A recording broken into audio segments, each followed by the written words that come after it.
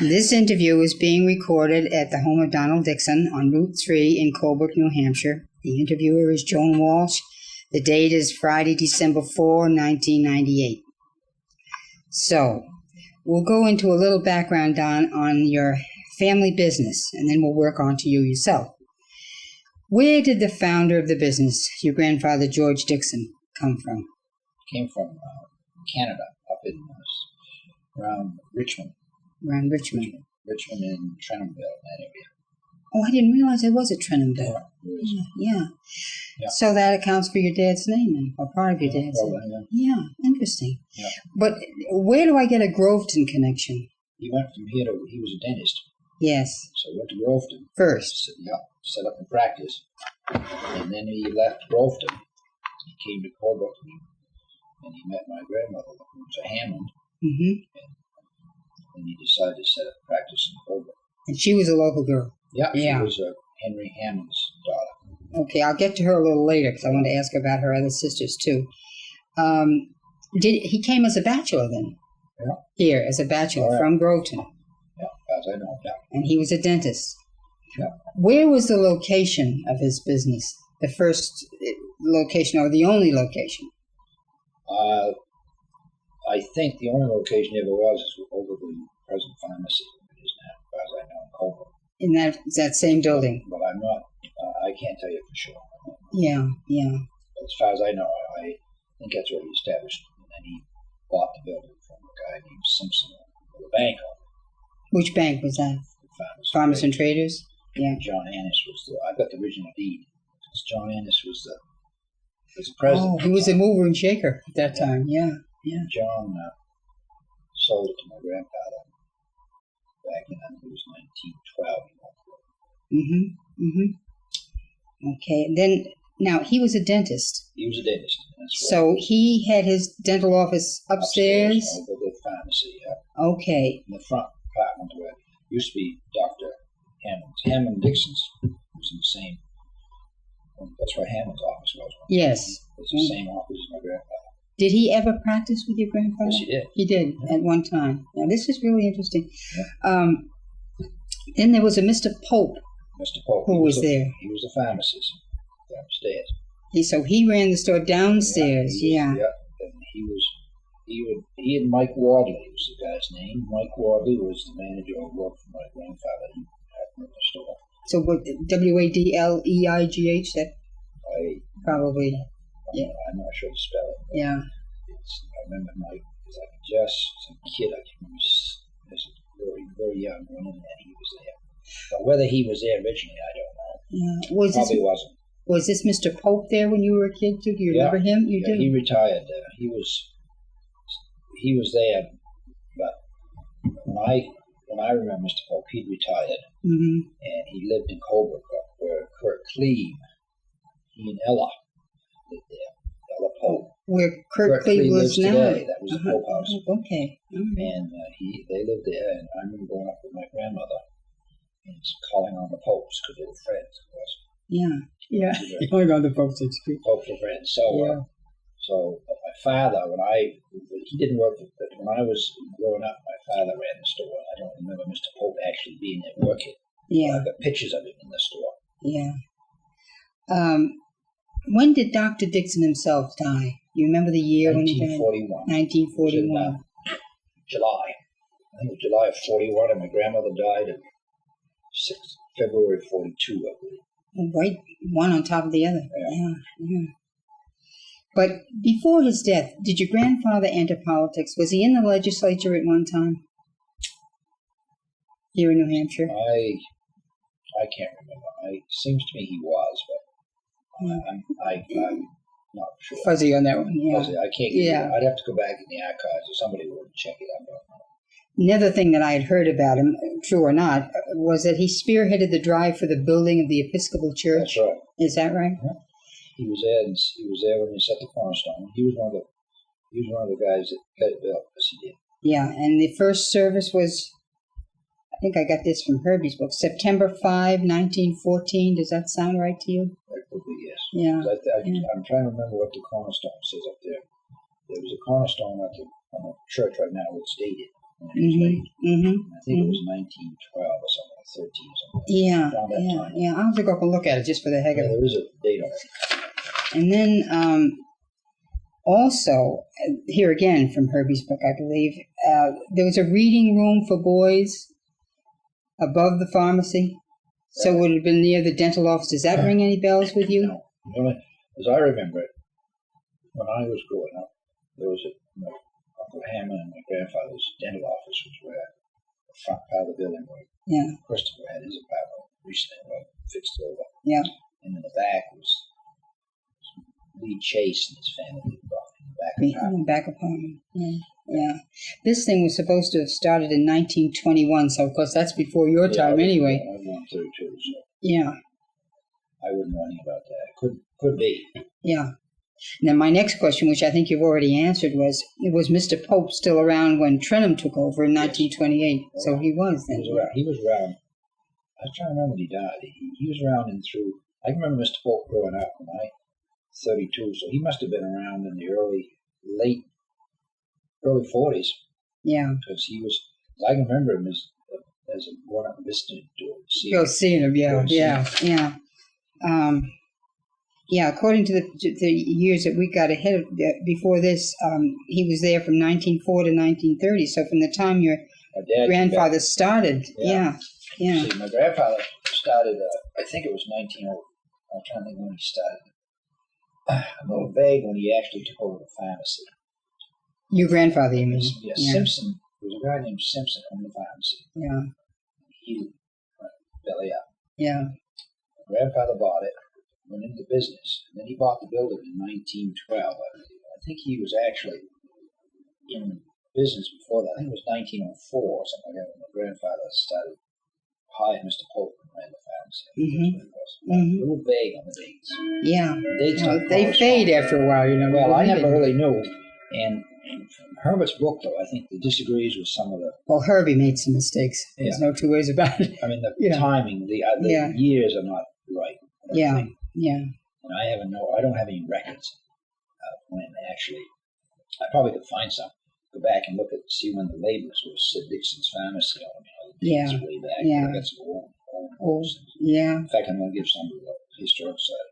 Oh, that's great. These old ledgers and all, they used to put the prescriptions and stick them in these books. Yeah. That's how they kept them. Yeah. It looks like big volumes. Like a ledger. Yeah. Ledger. Yeah.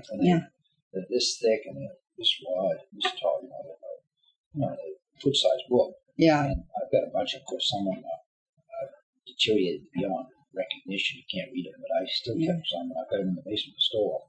Yeah. I'm going to bring them down and give them to the historical. Oh, that's great. Yeah. We're getting some good things. Right now, we have to get some carpeting on the floor up there first before they put any big stuff down on it. Yeah.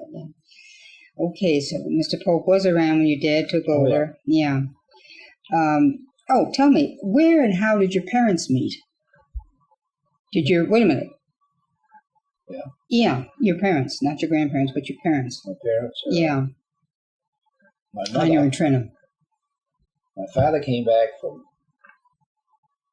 college and was working in a store here as a pharmacist in 1927. Before that, because he was 20. Yeah, that was when he.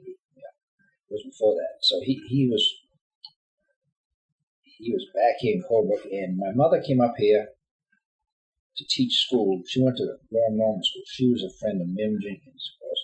Okay. She and Mim went to school together, so they came up here to teach school. Yes.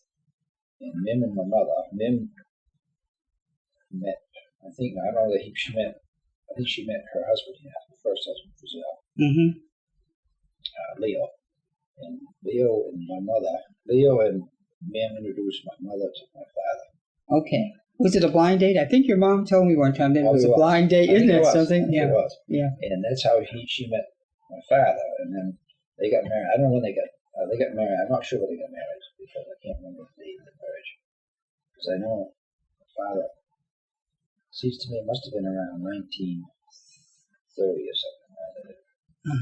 I'm not sure. It was after he got through pharmacy school. He got out of pharmacy school. I think he graduated pharmacy school in 27. And then he taught a couple of years down there as assistant professor. Because he told Tom and I one time that he had a big choice to make. Yes. Did he want to come back here? Yeah. And he finally decided that this was the wiser move, so he came. Yeah. And then he went to work for my grandfather, his father. And then I guess he met my mother. I should know the date they got married, but I don't. I don't know. Yeah. I was born in 32, so they were married sometime. Yeah. In that area. Now, we get on to your family connections. I made some notes here. Your relations to the Giffords came through your grandmother. Right, my grandmother. She would have been a Hammond, Lena Hammond.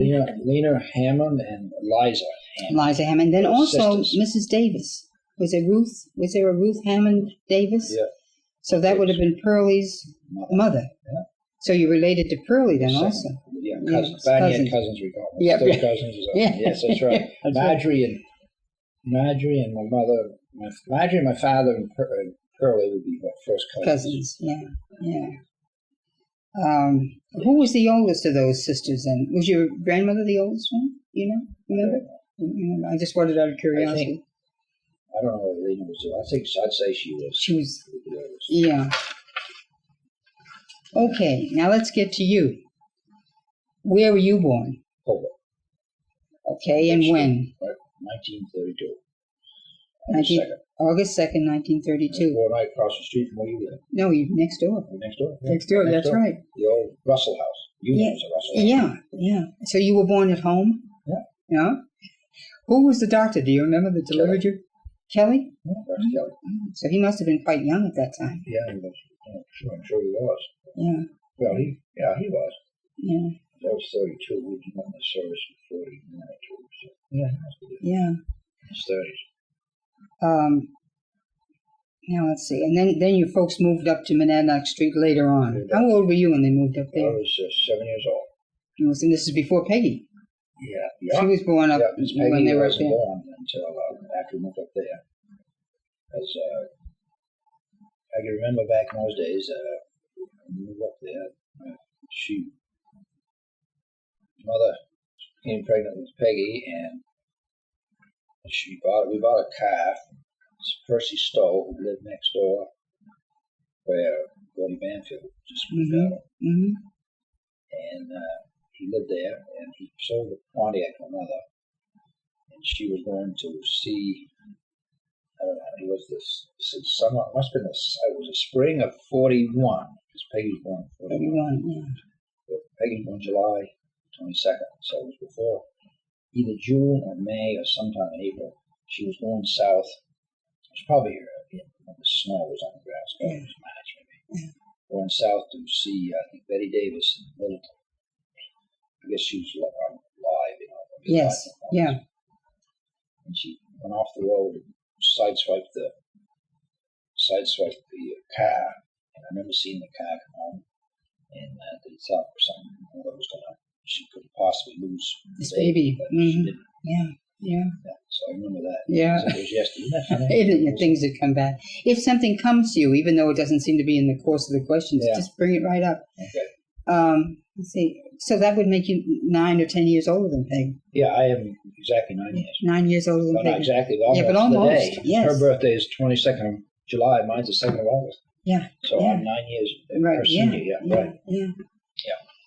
Now let's get down to things like education. Where did you go to elementary school? Colbert. In Colbert. Yeah. Mm-hmm. Do you remember some of your teachers there? Oh yeah, I remember my first year teacher was Miss Wadsworth.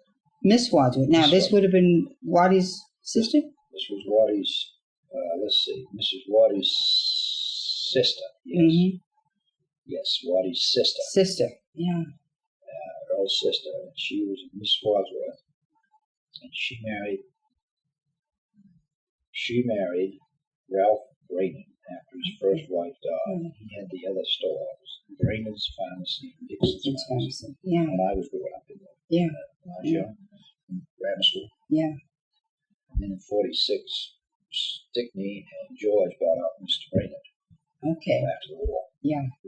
And she married. And she was the first grade teacher. The second grade teacher was Geraldine Perkins. Was she there then? She was there a long time ago. Yeah. Because my kids all had it too. Yeah. Well, you're not that much older than No, I am. Yeah. Well, quite a lot. I'm 66. 6. Well, which is the oldest? He's 46 now. So. I'm older than Dana. Yes, 40, Mark is Dana's age. 41 or 42. Yeah. And who'd you have? You had Jerry in second grade. She was second grade right straight through. Yeah, and Stell Boyle, did you have Stell too? In third grade? No, I had third grade at Miss Harvey. Okay. And then fourth grade was Doris Cook, who was actually married. Frizzell is it? She married Red Shaw. Doris Shaw. The Frida Shaw was her mother-in-law. Mm-hmm. I remember Frida used to, before she died, she lived in Coburg in an apartment, a little store one time. Mm-hmm. Mm-hmm. Mm-hmm. Red Shaw, Rodney Shaw was her husband. Rodney was coming to by going substance. He was addicted to going substance. Rodney was. Like Nella Brown to the cough medicine. Yeah. Nella, oh, yeah. God. Yeah. So I remember Rodney, he was a big, tall man. I don't know what he did. I don't know if he sold insurance. He was a real nice looking man, big, tall fellow. Yeah. This was Frida's husband. This was Frida's husband. And Red, they call him Red Shaw. I don't know what he did. He worked for, I think he worked for, it wasn't a telephone company, maybe it was a light company. I'm not sure what he did. But she was, her name was Cook. She was David Cook's father's sister. Okay. Cook's store. Okay. Roland Cook. Yep, Roland Cook. Roland Cook was her. Roland Cook and Doris was brother and sister. Okay. That's who was fourth grade teacher. Fifth grade teacher had several. Had Miss Orr, P. Orr. She left for the service. And then came to Wave. And then Rusty's taught her. Rusty Wiswell? Mm-hmm. And then I had a third one. I was trying to do the third one. It was three. That year we had three different teachers. Yeah. Then the sixth grade was Claire Greenleaf Owen. So it must have been one of her first years here. Yeah, she was. Well, first or second. She came here with Mary Pease. Mary Pease. Yes. And they used to, I think they lived down at Ray's boarding house. Mm-hmm. Rusty lives today. And were they at Weeks Tavern for a while too? They could have been. Yeah. I know they stayed. I think they stayed at Pretty Gray's for a while. Yeah. That was a tourist home. Yeah. Called those days. Yeah. And then she married. And she went off in the sixth grade. She left and I think she got married when we was in the sixth grade. Oh, Claire. Claire. Yeah. She went and met Frank and they got married. He was in service. Mm-hmm. And in the seventh grade was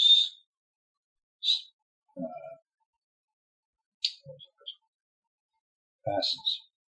Mrs. Parsons, yes. Florence. She was in the seventh grade. Then I had Gladys Brackett in the eighth grade. Who was principal of the school at that time? Do you remember? It was a man, Mr. Weeks. Mr. Weeks. Mr. Weeks. So I know later on Mrs. Parsons was principal. Yeah, Mr. Weeks. Mr. Weeks. Yeah. And then Albert Knightley was superintendent. Okay. Mm-hmm. Roger was in my class. Roger Knightley and I were in the same class. Roger, Mr. Knightley left here in the sixth or seventh grade or eighth grade. I can't remember which grade he left. Yeah. And of course, Roger left. Roger was my class. Roger was son. Then you went on to Coburg Academy. Yeah. Do you remember any teachers from there? Oh, God, yes. Yeah. Yeah. Eva Owen was there, I'm sure. Yeah. She was Eva Avery then. Let me see. Was she?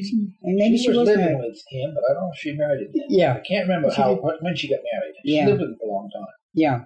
On our street, I think. Was it on right Bridge Street? down Is the house right next to?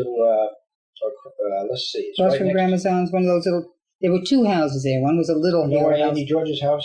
Yes. Andy used to live. The next house going towards you on the same side of the street. Okay. It was a Little Hale house.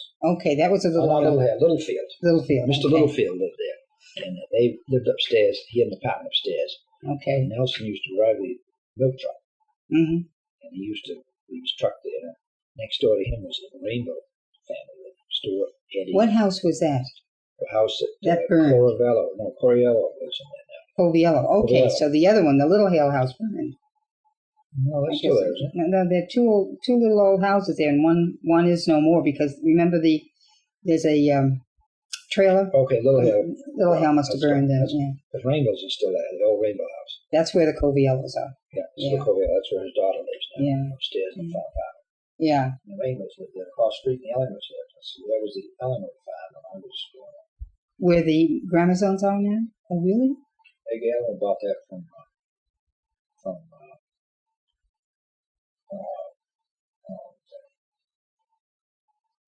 Nellie. Myrtle Corliss. Okay, it was Corliss and then Ellingwood. Okay. Corliss farm. Yeah. Myrtle grew up there. Yeah. And Ruby and Ruby and yeah. Myrtle and her Albert was just their brother. He got killed. He got killed in an automobile accident. Yeah. Yeah. But they lived across the street. And then the Ellingwoods came. There was 3 girls, Opal and Gwen and June and Ernest. And Bub. Yeah. Bob. Yeah. And they lived there when we were in probably the last few years of grammar school. They were there. Probably I got there when I was in 4th and 5th grade.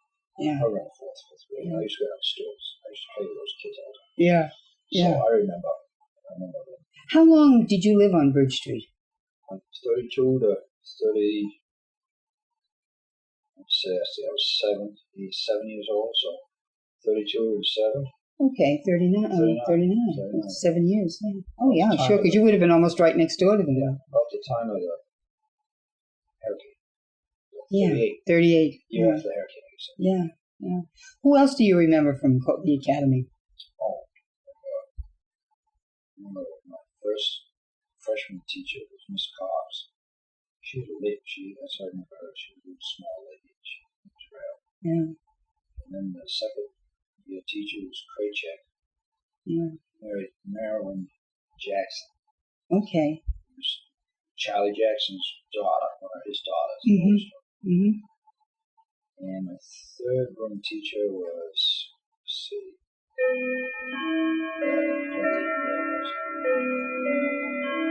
I can't remember. So 4th year was Mr. Norman Young. Okay. He was our senior advisor. Did he become principal at one time? No. Mr. Higgins was principal. I got there freshman year. And Wayne Hancock came. He was there when we first moved into town, and he left shortly after. Wayne Hancock. Yeah. Lived down at The O'Neill house. Yeah. And Higgins was there for my freshman year, maybe even my sophomore. Yeah. Wayne came. Yeah. What year did you graduate? 50. In 1950. And then Conrad Baker was one of my teachers. Yes, now his widow still lives over in Leamington. Yeah, Doris Jackson. He was supposed to have been a wonderful person, that Conrad Baker. Yeah. Yeah. Preaching at the church. Oh, really? At the Episcopal Church? But he was the one that used to go in early in the morning to help kids with math, I think, like very early. He was a genius in math. Taught physics, chemistry. Oh, I didn't realize he taught the sciences as well. Yeah. Conrad Baker, nice guy. Yeah.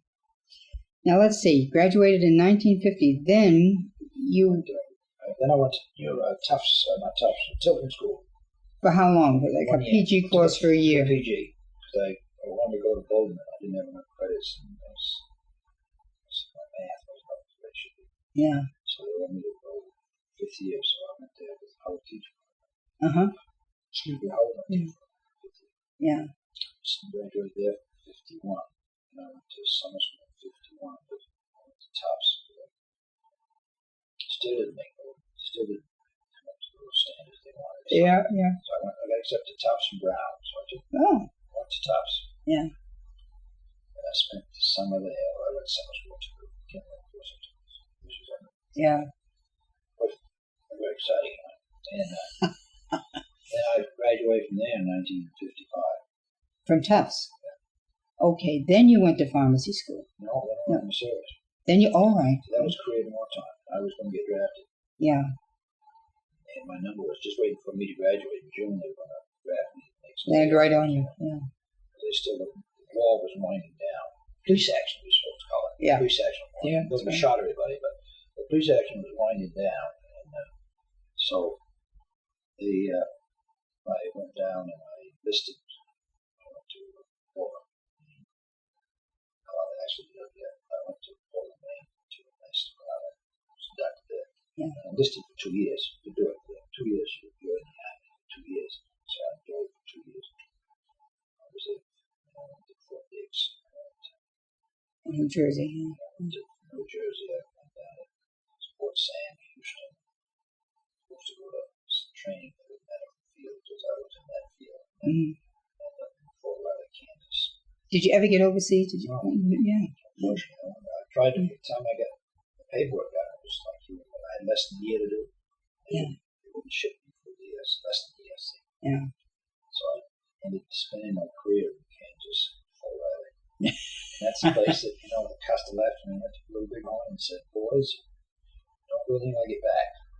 Never came back. Yeah. They haven't done anything since? What a place. The end of the world out there. Yeah, I go, Like, it's just, flat.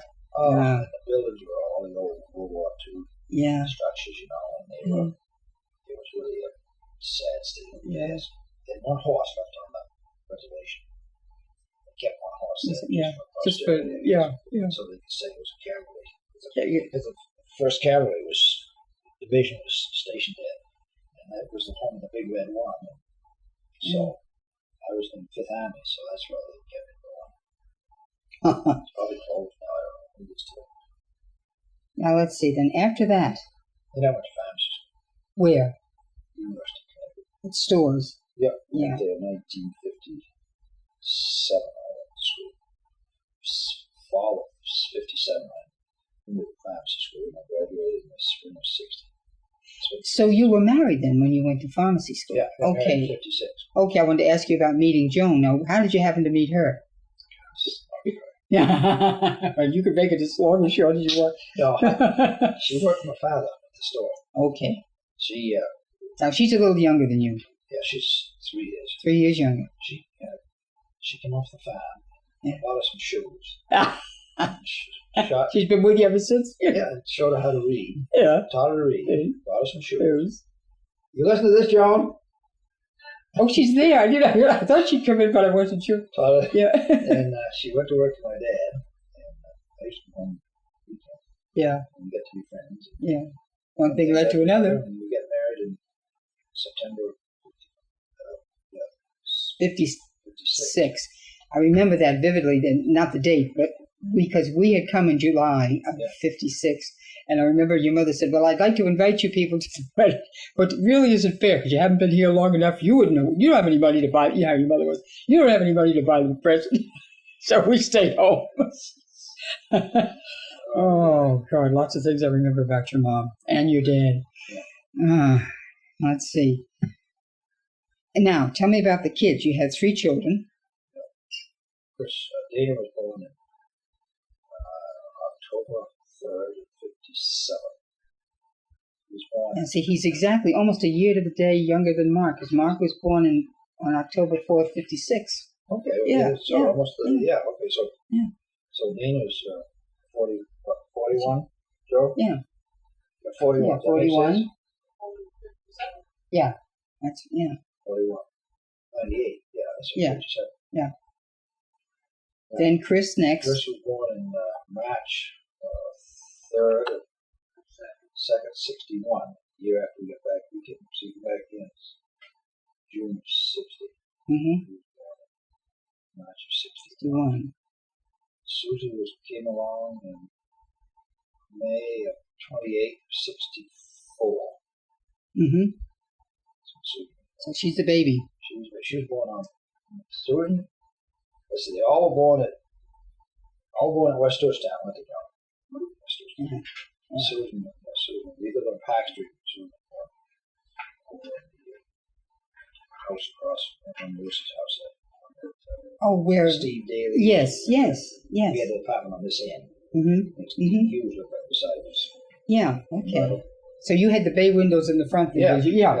I bet. How large an apartment is that? Is that an up and down deal? Yeah, up and down. It's good. Yeah. Living room, kitchen, and one, like something. Yeah. And the stairway goes up, and we got 2 bedrooms upstairs. Yeah, nice apartment. Yeah. So we're the first ones to move in. Oh, yeah. Evan and Charlie bought it, fixed it up. And fixed it up. The first family To rent it. full basement. Next door was Merle Prairie. Merle was there at that time. That's right. I was trying to remember how long he had been there. Next door, and he and his wife, and he worked for the Red and White. Yeah. In fact, he had a little ski shop down there. I remember that. I bought some stuff from there. Yep, he used to have a little ski shop down in Sulla. Yeah. I bought my skis and stuff from him. Yeah. And we used to go to Sun River in those days. That's right. Yeah. No, that's right, because they started a ski club at the high school, and that's the only place they could go close by. Yeah. I was trying to think I can't remember when the Boston Wilderness opened up, but I should remember. I remember I got a free pass the first year because my father was involved. Yeah. It was in the 60s sometime. Yes, I think you're right. I think you're right. Yeah. Steve tells that, I guess. Now let's see. Oh, I know. When you thought about coming back, did you have other considerations in mind other than coming back to Colebrook to work for your dad? I was in the same situation my father was.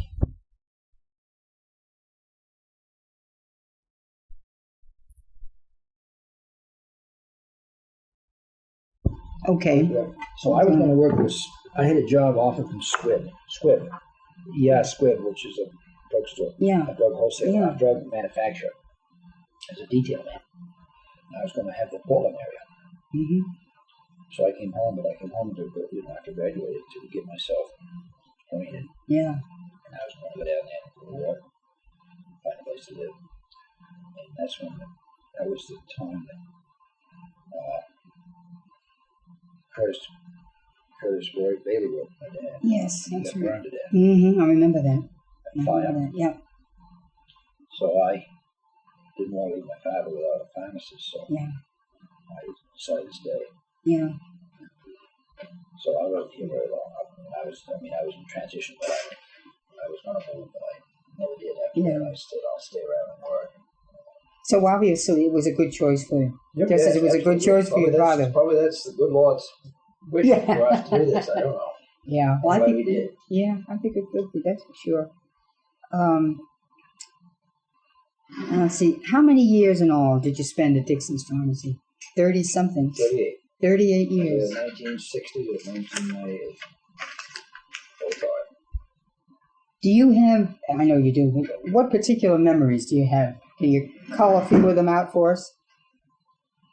Of working at the pharmacy, things that happened, unusual people you met, cantankerous people that you met, maybe? Doesn't make any difference now. Well, I met, we used to have Hortense Grimby. She was quite a character. She was yeah, and I never knew her, no. She was spin stuff. Yeah. She used to go to Stone in, and she'd go right out back, and she'd tell me, Curtis, that she wanted a chocolate milkshake. She wanted it brought out here. She'd sit right beside my father, with her chair, visit with him. In the back, drinking your milkshake. Drinking her milkshake. She wasn't, she wanted something, we had to jump and get it for her. She got preferential treatment. Customer's always right. She used to buy a lot of stuff.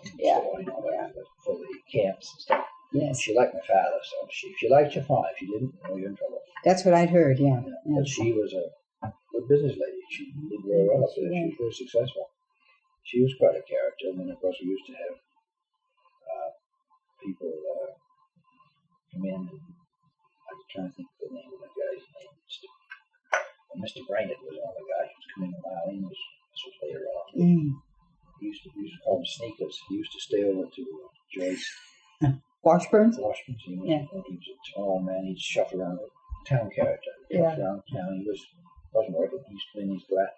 He always come in with some sunglasses, some clip-ons, Yeah. And I remember we used to have to take the glasses out. He had more glasses, and you couldn't even see through them. They were just completely dirty. Yeah. So we'd have to wash his glasses for him, and we'd have to put them back on. Now, you said Brainerd. Was he wasn't the drugstore man? No, this is another Brainerd. I think he was related to him. He might have been his brother. Oh, okay. We call him Sneakers. He wore these great big sneakers. He always wore sneakers. Speaking of sneakers, did this man, remember Harriman?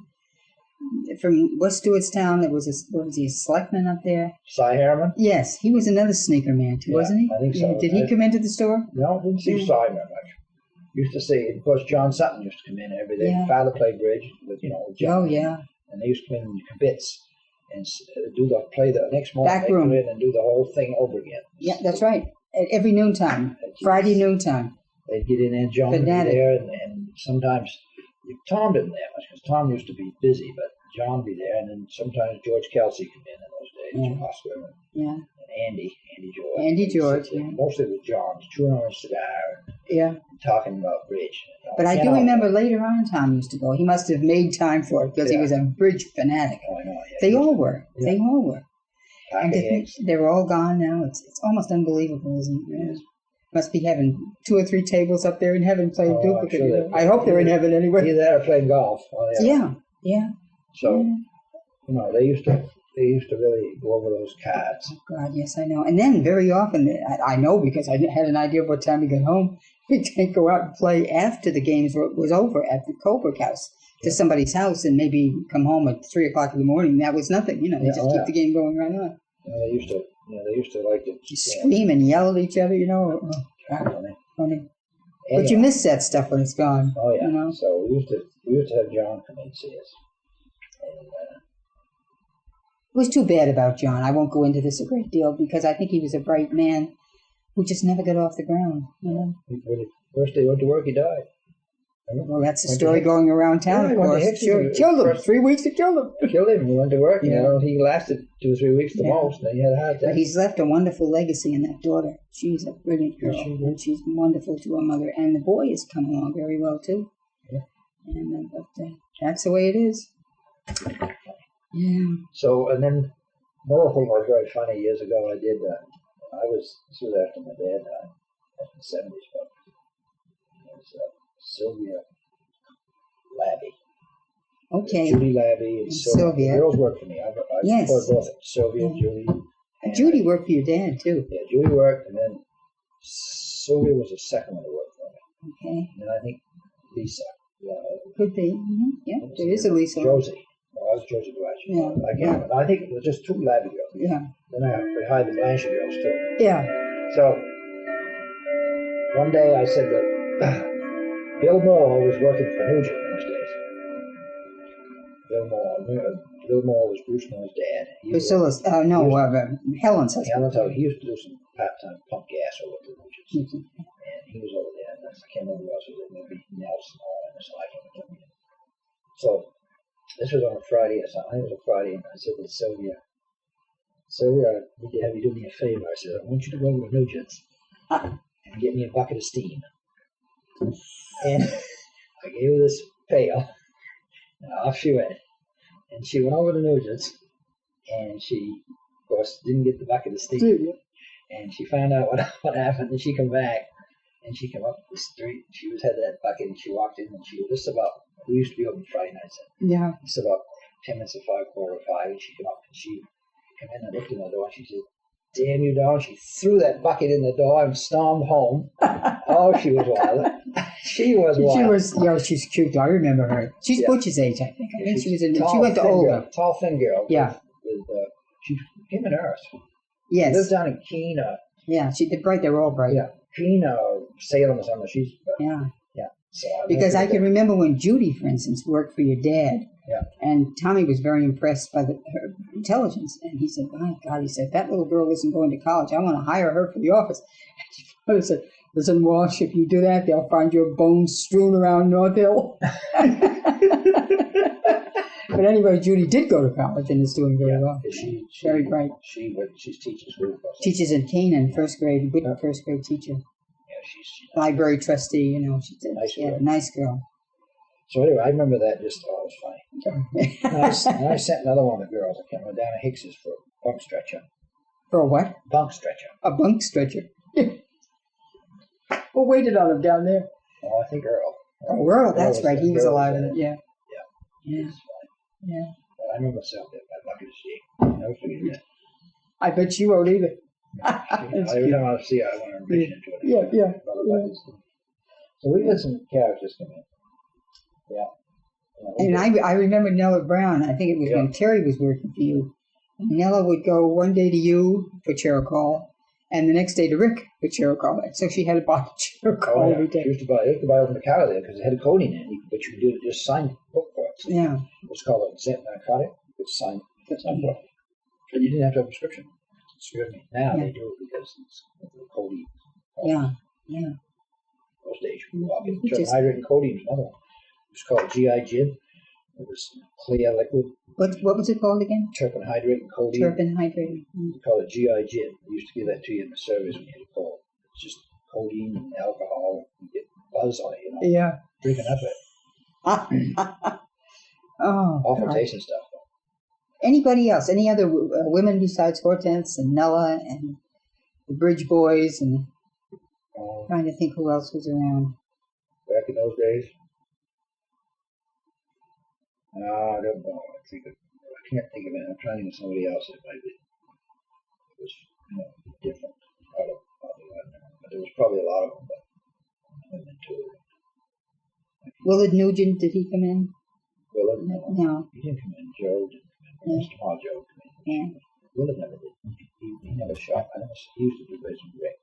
Oh, probably, yeah. Each store had its following. Yeah. And I never had much to do with him. Yeah. That's Herman Taylor. He was a funny guy. He worked for Richie for Dick Hughes. That's right. Villa Harvey now, did she come into the store? Oh, yeah, she used to get a coffee milkshake every day, too. Yeah. Villa. She was a fixture, wasn't she? Oh, yeah, Villa was a character. Yeah, she was.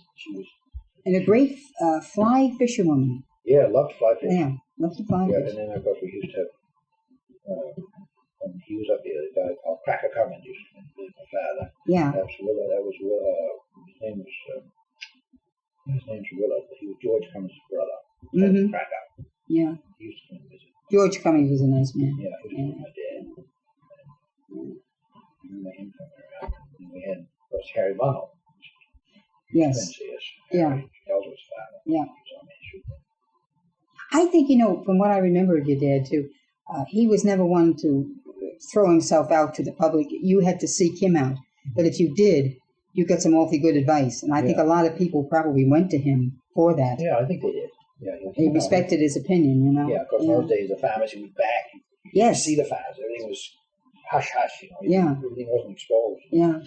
And you went behind the thing and compounded the magic stuff, and they came out to make roll pills. Of course, Curtis Bailey was a character himself. Oh. He was a funny guy. But, but a cantankerous character. I mean, he was mean lots of times. His comments could be, His comments could be, yeah. There is a deal. She's somewhere here. Is the car there? Excuse me, John. No, sure. I'll stop it. Don't get up. John's interviewing me. I'm interviewing him. Society. Huh? He's interviewing me in the store.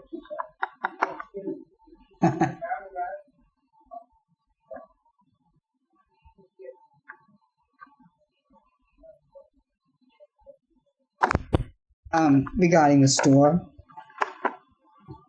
I think thinking back on your dad, I think you're a much better people person than he was. I don't think he really liked dealing with the public that much, did he?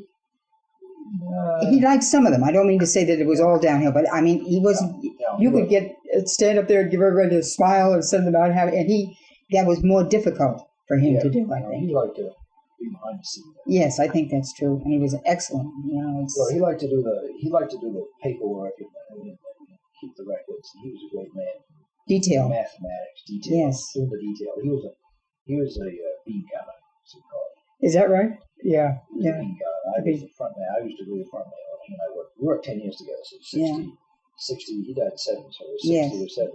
So I'd be the front man and greet the people, and like you said, and buy the merchandise, and he'd worry about paying the bills. So. Yeah.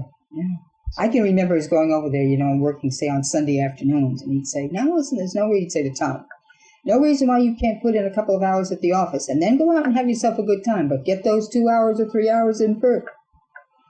Good thinking. Good thinking, yeah. No, he was good. He gave a lot of good advice. He was a businessman through and through. Yes, Yeah. he was. Excellent. Yeah. Excellent. He really did a good job. Yeah, yeah. And he'd be amazed at today's situation, I'm sure. Oh, This messes now. Yeah, yeah. Computers and all that stuff. I want to get onto that later, but before that, I want to hit on your other activities. You were in a number of things at JC's, the school board. I wrote these things down. Stop me if I'm wrong. Chamber of Commerce, Water Commission. Mm-hmm. How long were you involved with the JC's? Years. Well, since I was a charter member. Yeah. Merle Wright, we was the first president. We went to had our first charter night up to the old KFC hall, which is now Northern Tire. Yeah. And I can't remember. I've got this plaque at the store. Yeah.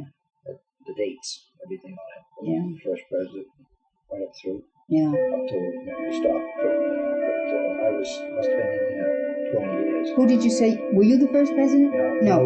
Merle was. Were you the next one? No, I was. I have to look at the chart. I can't remember what year I was president. But yeah. I've got at the store. I've got this. It's still the store. Yeah. I'm taking it down. Yeah. It's a plaque there that shows the presidents up through. I can't remember. Yeah. Up through Mike Dibney, maybe. Yeah. Mike Stone. Yeah. That was a long tenure. 20 years anyway, wouldn't you say? 20 years, yeah. I can remember now you being out there selling tickets on the 4th of July and all this other stuff. Tickets, and then we sold Halloween candy in bags. Yes. $1 bag. So all the Colebrook, we used to go to Georgetown, Colebrook, Beach Falls, Pittsburgh, and Stratford. Is that organization still going in the country? Yeah. It is still going. It's too bad that it died here. It's died in New Hampshire. In New Hampshire. There are many JC organizations. It's almost, I don't know, there's just about surviving in New Hampshire. Yeah. You don't hear much from them. Yeah. No, they're gone. They're just about that. But nationally, I think they're still active. Viable. Yeah. Now, how about the school board? You run the school board 3 years. One term. 1 term. 3 years. Okay. Yeah. I was on with Richard Hicks? No. Headmaster. Oh, Irwin. When Irwin was there. Yeah. He was headmaster or principal of high school when I was there. Yeah. And Mr. Ernie Dana was the superintendent. And I was on with Mildred Corbett. Mildred Corbett was Do you remember the years that you were on the school board? The 3 years? It was after Tom, I think, because Tom went on in 60, and he was on about 3.5 years. When was Tom 60 what? I was 60, 64, because he quit before the end of his second term in disgust. Well, I was on for 3 years, but I must have been on, maybe it was after Tom was on. It could have been. It could have been. I was in the 60s, late 60s. Yeah. So late 60s. I was on for, Mildred Corbett was on. And Senator Corbett's mother, who said at the time, Kauchukku or whatever. That's it, Kauchukku. And she was on with me. And I was trying to think who else was. Bernadine Stanton. Bernadine was on it, was she? She was on it. Eldon Corbett, now he was on it, but he was on when Tom was on it. So Eldon was on. He wasn't on with me. Yeah. She was on. She was on with you. He'd gone off. She'd come on. Okay. He was director of the bank too. Yes. At the Farmers and Traders. Mm-hmm. Yeah.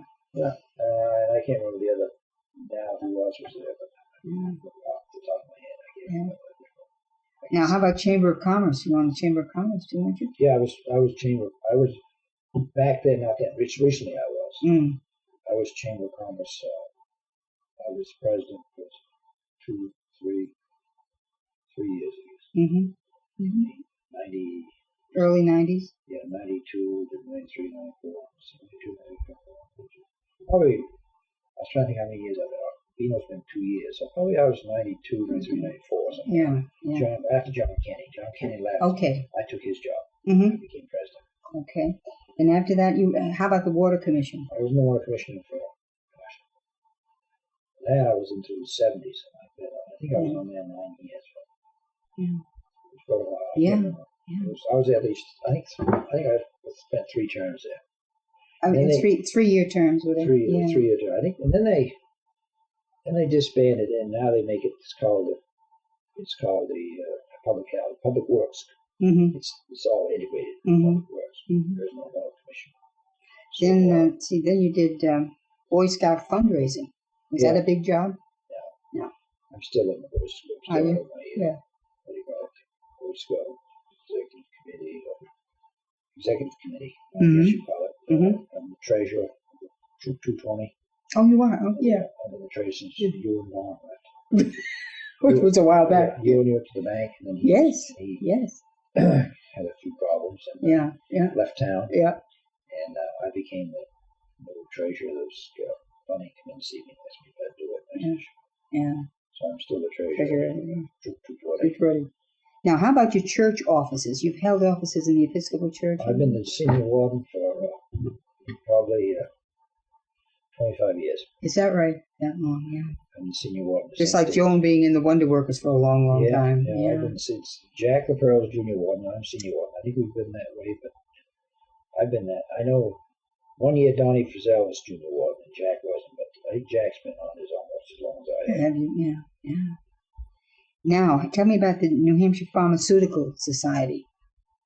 New Hampshire, it's New Hampshire Pharmacists Association, they call it now. Okay. New Hampshire Pharmacists Association. Okay. I've never held any offices there. I was pharmacist of the year. I was going to ask you that. Yeah, I was pharmacist of the year. I think it was 79. And when I got the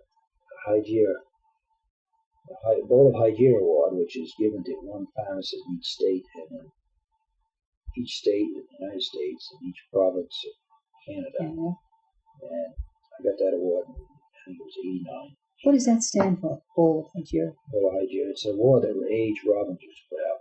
And it's a given to the pharmacist who is outstanding in community service. Oh, which would certainly fit right in. How do you spell Hygiera now? H-Y? H-Y-G-E-R-A? I can look it up, but I just wondered. H-Y-G-A-I-E, is it? Let's see.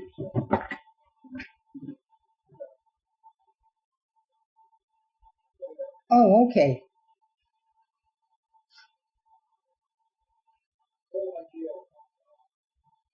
Bowl of Hygiea.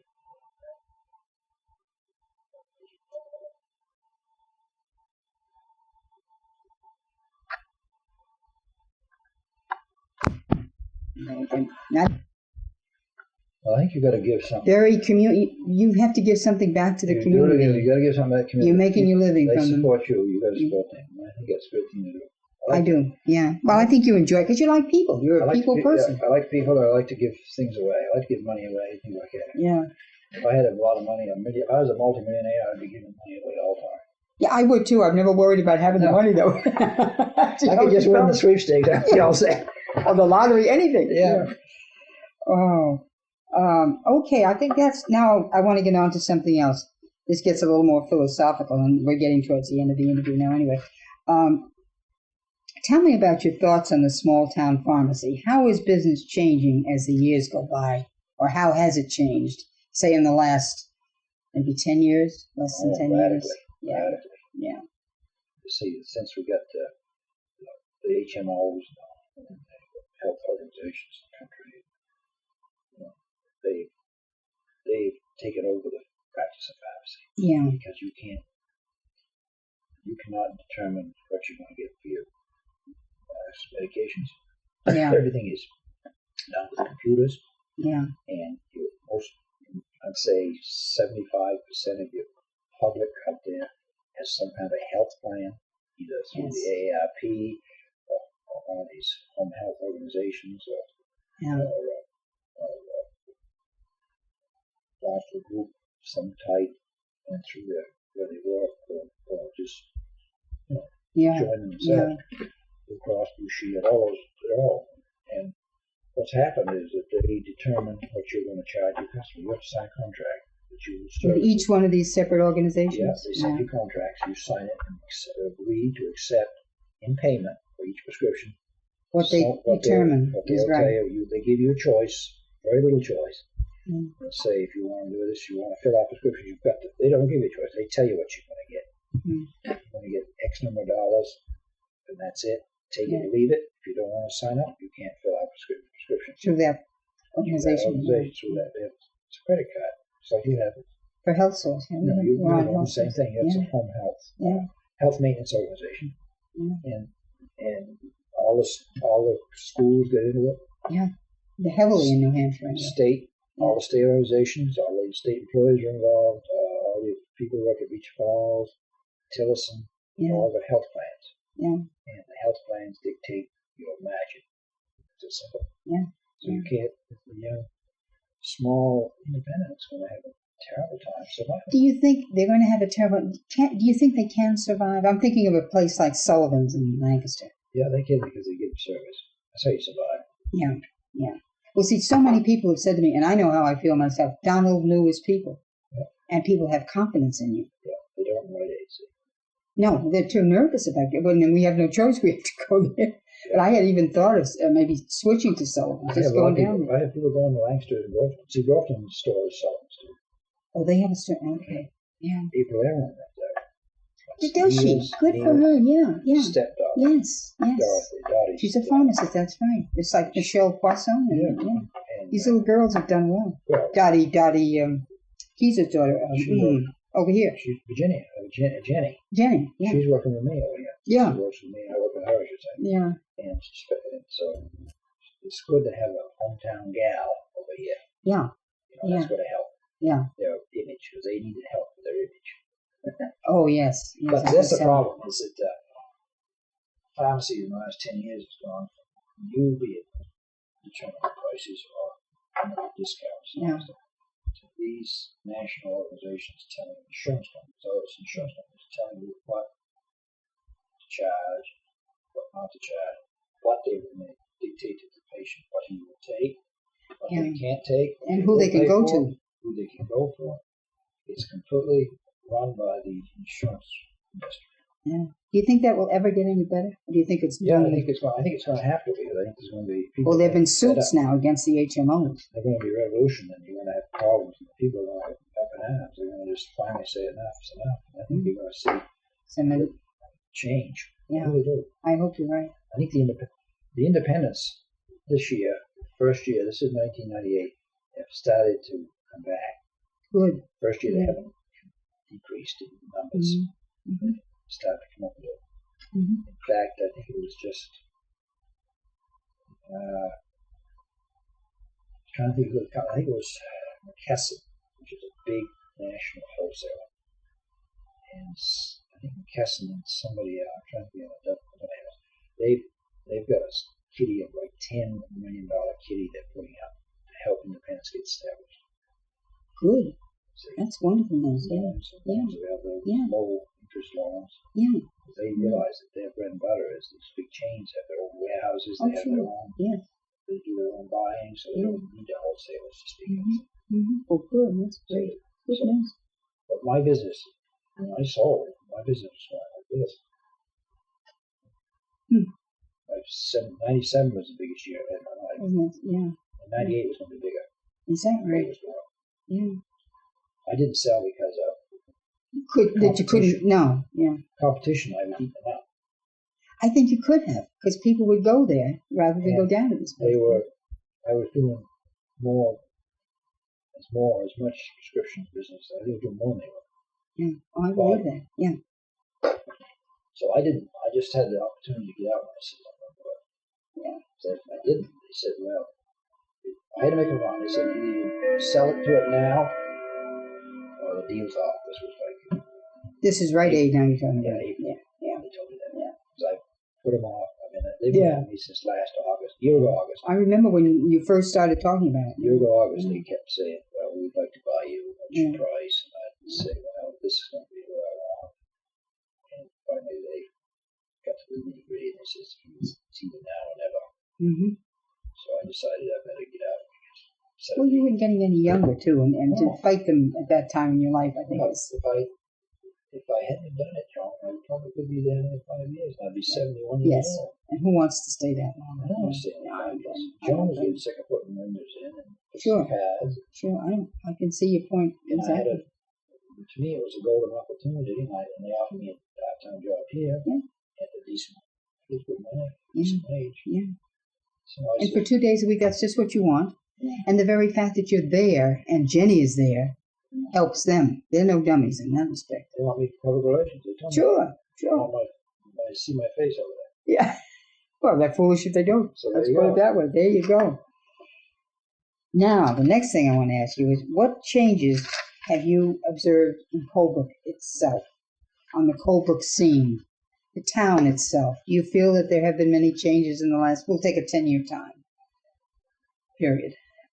Yeah, I think. For the good, for the worse, for the, Well, how do you feel about it? I think Colebrook right now is the worst looking town it's been in years. I agree. I agree It's a with that. mess. It's Yeah. because of the Nugent Yes. family. Yes. That's a shame, isn't it? They don't care what things look like. They have no pride in their town or their property. Do you think that building will be knocked down, that old grammar school? It's got to be. It's got to be, is I think right. The town's going to. I think it's a health hazard. Of course it is. I Of course think it we is. can, if they don't do it, I think we can force the selectmen to make them take it down because it's a health hazard. Yeah. Somebody I'm get not- hurt in there or something. You know, kids get in there playing and stuff. Yeah.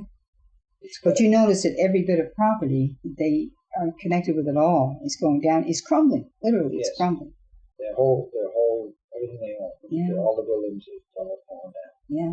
They don't want to sell it, but they don't want to fix it. They don't Yeah. want, and I'm wondering if they're paying taxes on it. Well, you've seen the long list of arrears they have when you pick up the town report. I wonder if it goes back over 3 years. If it does, I think it has to. I thought it had to go to tax sale. Yeah, no, I don't know. I'd have to check it out to be sure. But if you pay 1 year at a time, doesn't that keep you Yeah, but in if the running? you're over 3 years back, say I haven't paid my taxes for 4 years, what prevents it from shouldn't it's supposed to be put on it's supposed to be put up a tax sale, I understood. That's what I've If been it goes over 3 years, yeah. If it doesn't go over 3 years, Then you're okay by paying a year at a time. I'm gonna find out if I can ask Yeah. so it's still gonna find out. Because there are many good, kind things about both those boys, but this is a stumbling block.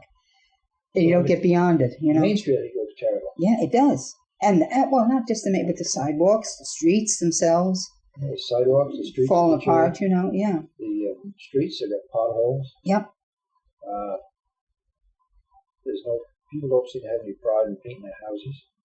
No. Not just other people beside Nugent don't paint their houses. oh, that's right. Look at Billy Collins' place down here next to the Agway store, the old Rennie Barnett store. Yeah, Paint's all coming off it. yet he has a beautiful home out there. Looks like Painted once in a while. Yeah. I think And it's too bad because I think people coming into town get an impression, strangers, right away. I think Like Lisbon used to look. Well, still does to a great extent, but it's a little better. But you know, Lancaster had that same problem in Main Street, but they're starting to curb it a little bit. Well, they got a committee going, didn't they, down there? But I mean, at least we got some flags up and stuff. But I still think our town, the appearance of our town is deteriorating, and I think it's the worst it's ever looked. Yeah. As far as physical appearance. Yeah. And I don't think we're getting much money getting value for our tax dollars. I was just going to say that. They've gone up considerably, haven't they, this year? The taxes. I don't know whether it's going to school, they claim, but I don't think the... Well, they'll blame the school. They'll blame the The school. road maintenance isn't as good as it used to be. I think, too, excuse me, with some of the people that are doing it, the young crowd that's coming in right now to take over are not as well equipped up here and technically to do the jobs. Maybe that's it. And they don't take the pride in the job, I don't think. Oh, somebody like Kevin McKinnon, yes. But a lot of them, no, they don't. They don't care. Just like the parents of the kids in school. I mean, I can remember if, the kids got in trouble at home, at school, they'd get worse at home. Yeah. Now the parents back the kids up. So where are you? And of course, you can't lay a hand on them anymore. You don't want I to hope appear in the court. Howie Weber thing works out. I hope it does too. I was reading about it, and I hope that the PAVE works out. I just don't know. I haven't been over there. I thought eventually I'd give them some money, but I hope they can. I don't know if they've got accountability. You've got to be able to have somebody come to account for the money's well. Yeah. I don't know who handles their finances, really. I don't know. Who are they going to get to? If they're going to get funds given to them, they're going to have somebody who knows how to take care of the accountability of the funds. But they've had a grant so far that's kept them going, I think Christmas seems to tea. I don't know. Yeah. They say sometimes Mr. T should never be approached directly like that. You should let him see what you're doing somehow. Otherwise, he's just as apt to say no. He wants to help people in North Country. I think he does. Yes, I think that's true. He doesn't want money to go down south. Yeah. He wants this area. Yeah. Well, witness what he helped them at the Canaan Library. So, that was just one instance. Yeah, he did. He gave some money to the hospital. Yeah, yes. Yeah. Substantial. Yeah. So, Now, my last question to you, then I'll sign off and let you relax, is our young people. Do you notice a change in the young people here? I mean, from high school age on up, particularly going through high school right now. Well, and the young marrieds. Of course, you've got so many single-parent families now. I don't think I use unmarried there. That's right. Young married. Young married and unmarried and. I think it's a problem everywhere. Yes, it's not just COVID. That's but I true. think the young people today don't have the ability to accept responsibility. Yeah. They want to get married, but they don't want to be responsible. They want to have kids, but they don't want to take care of them. Yeah. First crisis that hits them, they're gone. Yeah. Walk.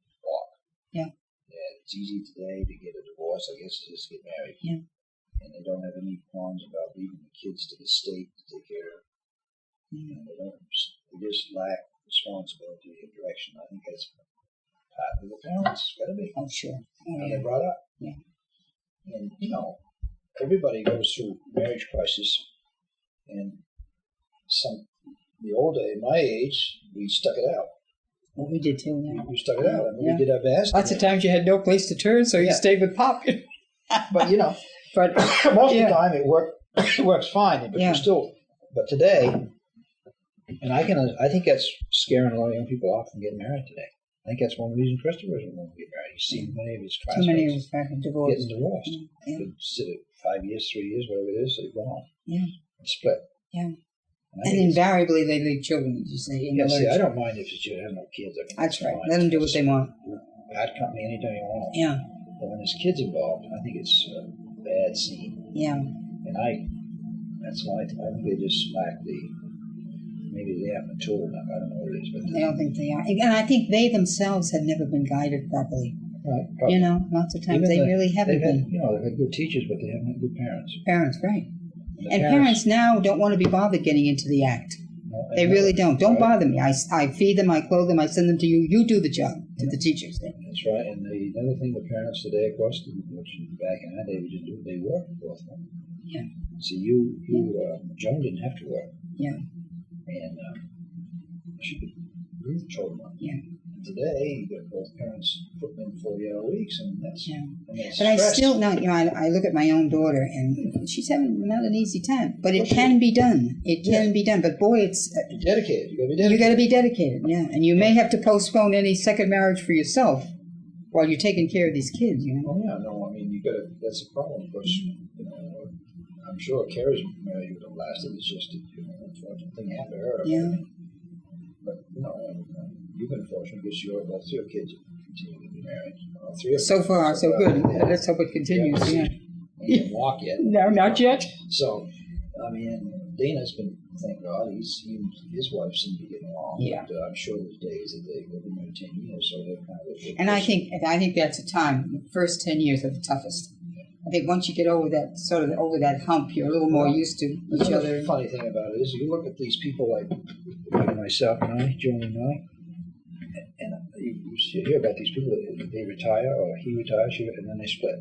Yes, I've seen that too. Yeah. I mean, they've been married 38 years or 40 years, and all of a sudden one of them walks, or they both decide to say this is enough, and they go, and and maybe they're waiting for the opportune time. I don't know. I don't know. But I mean, I've seen that happen. I mean, you read about it all the time, and see it in the news. And so and so been married 30 years, and they split. Yeah. So it's crazy at that point. It's crazy. And I don't believe the guys, the woman's got another man or woman at that point. I think it's just they just decide they don't like each other at that point. Yeah, they want their freedom. They want to be free. What they don't realize is how much it costs. Yes. Particularly a woman, because a woman never gains. She does not. You see it on TV? No. A woman that split with the last one. Yeah. All the money. Yeah. Well, if she's... She won her case the highest, most time in New York. This is New York State. Yeah. It was on last night. 2020. Oh, 2020. 2020, Yeah. or what's on last night? Dateline. Or whatever it was. Yeah, I yeah. knew it was the NBC Dateline. Mm. This gal was married to a husband for 40-something years. He retired from, he was a very successful real estate manager or real estate business, real estate in New York. Usually what they do in New York, when you split, they'll offer the lady a third maximum of the estate. Mm-hmm. She said 50-50. Oh, I remember this case. I remember hearing it talked about. Yeah. 44. And she got it. She got $44 million. He got 40. He's split right down the middle. Yeah. So he had it to give her. So. Yeah, he died shortly after. He had a massive heart attack. Yeah. She beat him. The doctor. And now she spends her time between London and New York, and she has a place in both. And yeah. Well, she was with him when he was on the rise in his job. And she has a point. Brought up all the kids, took care of the house, did the decorating. Yeah. Cooperative, wife. Yeah. Took care of all the parties. Yeah. She's just half of my money. Sure it is. And she won. Yeah, I know the case you're talking about. I didn't hear that show, but I know about the Jewish couple. Yeah. He made $6 million a year. I think. Tickets. Yeah. Well, now listen. Is there anything else that you'd like to say before we close? We talked about the future of the drugstore business, and we talked about the kids and the way the parents are bringing them up properly. Anything else that you'd like to throw in before we close? I want to thank you very much for having me down here. And you don't mind, for instance, if other people read this or nothing you'd want to retract? Yeah. Okay. All right, then we will